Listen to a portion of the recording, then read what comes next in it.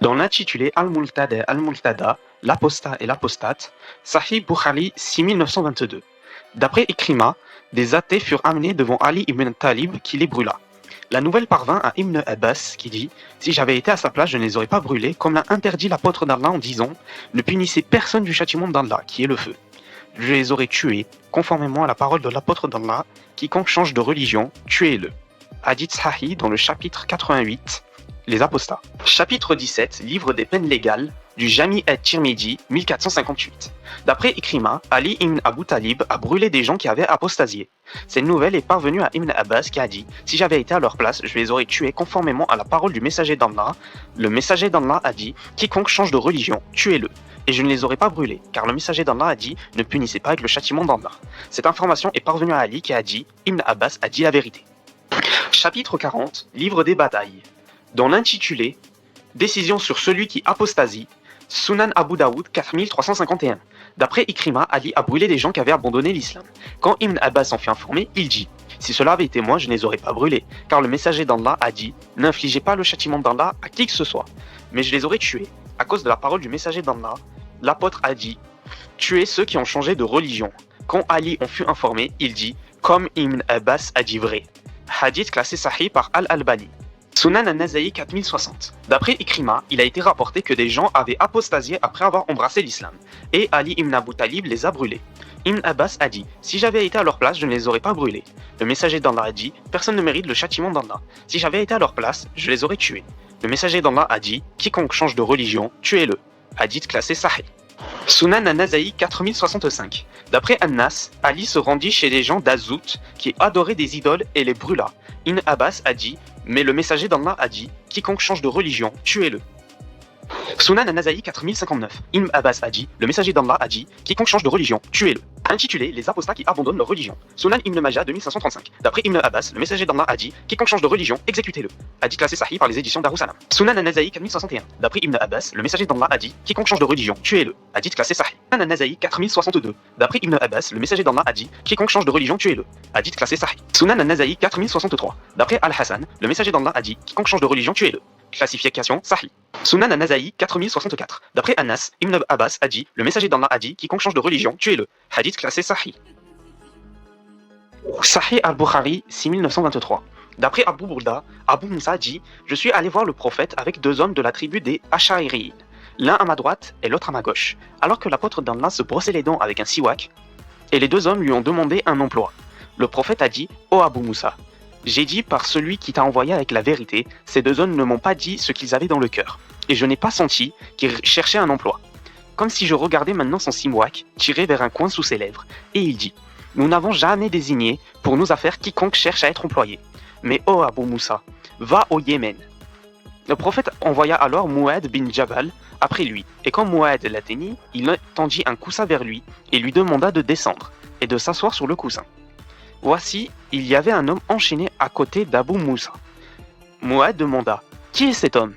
Abu Musa dit « Il était juif et devint musulman, puis revint au judaïsme. » Alors Abu Musa demanda à Mu'adh de s'asseoir, mais Mu'adh dit « Je ne m'assierai pas tant qu'il n'aura pas été tué.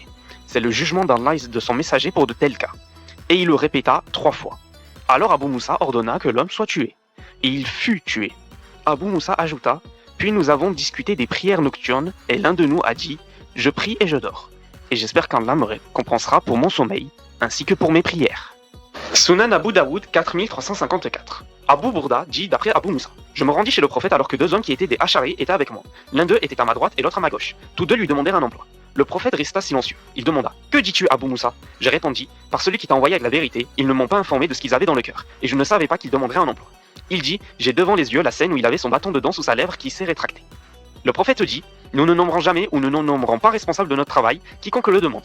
Mais allez, Abu Musa. » Il l'envoya alors comme gouverneur du Yémen. Après lui, il envoya Mu'adh ibn Jabal. Quand Mu'adh vient à lui, il dit « Descends » et il lui mit un coussin. Il vit qu'un homme était enchaîné avec lui. Il demanda « Qu'est-ce que c'est ?» Il répondit « C'était un juif et il a accepté l'islam. Il s'est ensuite converti à sa religion, une religion mauvaise. » Il dit « Je ne m'assierai pas jusqu'à qu'il soit tué, selon la décision d'Allah et de son messager. » Il dit « Oui, assieds-toi. » Il dit « Je ne m'assierai pas jusqu'à qu'il soit tué, selon la décision d'Allah et de son messager. » Il le répéta 3 fois. Il ordonna alors de le faire, et il fut tué. Tous deux discutèrent alors de la question de la prière et de la vigilance nocturne.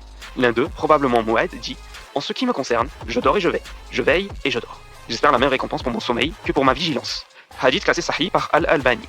Sunan al-Nasa'i 4066. D'après Abu Burda ibn Abu Musa al-Ash'ari, son père a rapporté.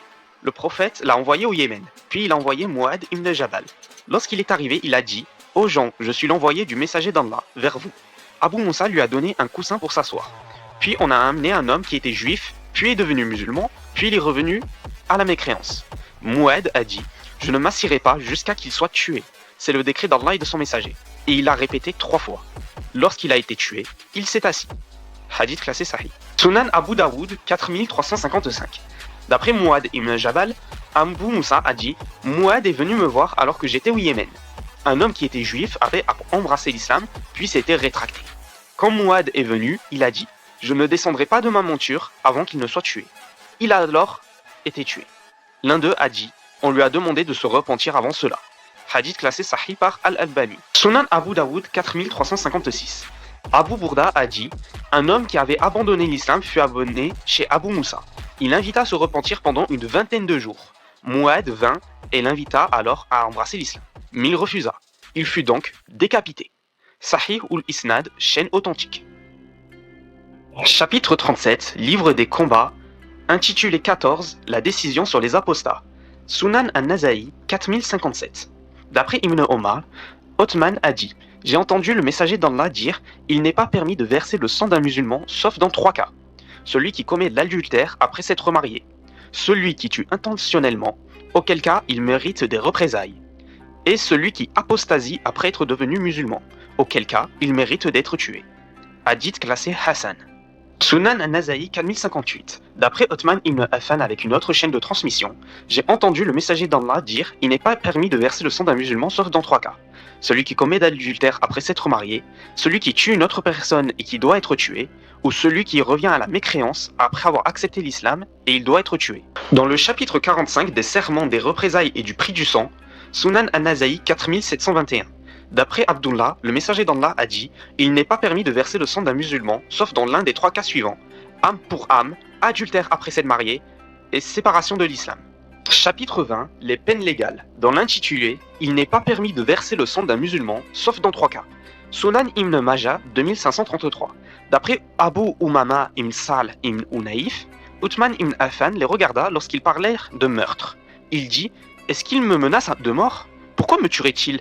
J'ai entendu le messager d'Allah dire « Il n'est pas permis de verser le sang d'un musulman sauf dans l'un des 3 cas suivants.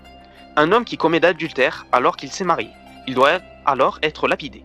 Un homme qui tue une personne sans se venger d'un meurtre. Et un homme qui apostasie après être devenu musulman. Par Allah, je n'ai jamais commis d'adultère, ni à l'époque de l'ignorance, ni à l'époque de l'islam. Je n'ai jamais tué une personne musulmane et je n'ai pas apostasié depuis que je suis devenu musulman. » Hadith classé Sahih par les éditions Darussalam. Sunan ibn Majah 2534. D'après Abdullah, qui est Ibn Masoud, le messager d'Allah a dit « Il n'est pas licite de verser le sang d'un musulman qui témoigne qu'il n'y a pas de divinité en dehors d'Allah et que je suis le messager d'Allah, sauf dans l'un des 3 cas suivants, une âme pour une âme, une personne mariée qui commet l'adultère et quelqu'un qui abandonne sa religion et se sépare de la communauté. » Hadith classé Sahih par les éditions Darussalam. Sunan Abu Daoud 4352. D'après Abdullah ibn Masoud, le messager d'Allah a dit « Le sang d'un musulman qui témoigne qu'il n'y a pas d'autre Dieu qu'Allah et que je suis le messager d'Allah ne doit pas être versé légalement, sauf pour l'une des 3 raisons suivantes, le fornicateur marié, l'âme pour l'âme, et celui qui déserte sa religion en se séparant de la communauté. » Hadith classé Sahih par Al-Albani.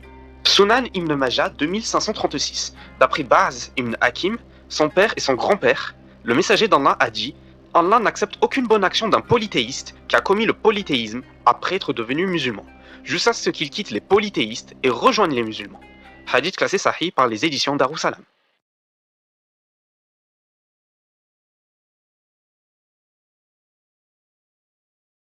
C'est une partie de notre religion. Il y a une raison à cela, oui. Il y a une raison pour laquelle il y a une peine capitale, parce que les gens comme vous, les petits faibles qui abandonnent leur religion et provoquent la corruption dans le pays en la répandant. La peine capitale dans la loi islamique vous serait appliquée. Nous n'en doutons pas et nous en sommes fiers. Il y a un kafir qui est venu hier et qui m'a dit ouais, toi tu veux une religion, toi tu veux une société où on tue l'apostat. J'ai dit oui.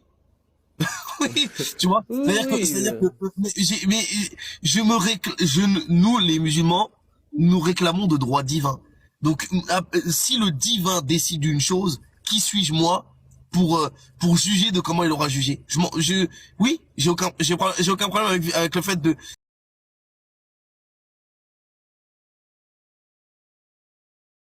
Si le prophète Mohammed avait vraiment dit, celui qui quitte l'islam, exécutez-le, tu serais pas d'accord. Bah, en vrai de vrai, si, je serais d'accord. Voilà. Alhamdulillah. Alhamdulillah. T'es Ouais. une bonne musulmane. Mashallah. Voilà. En vrai de vrai, si, je serais d'accord. Voilà.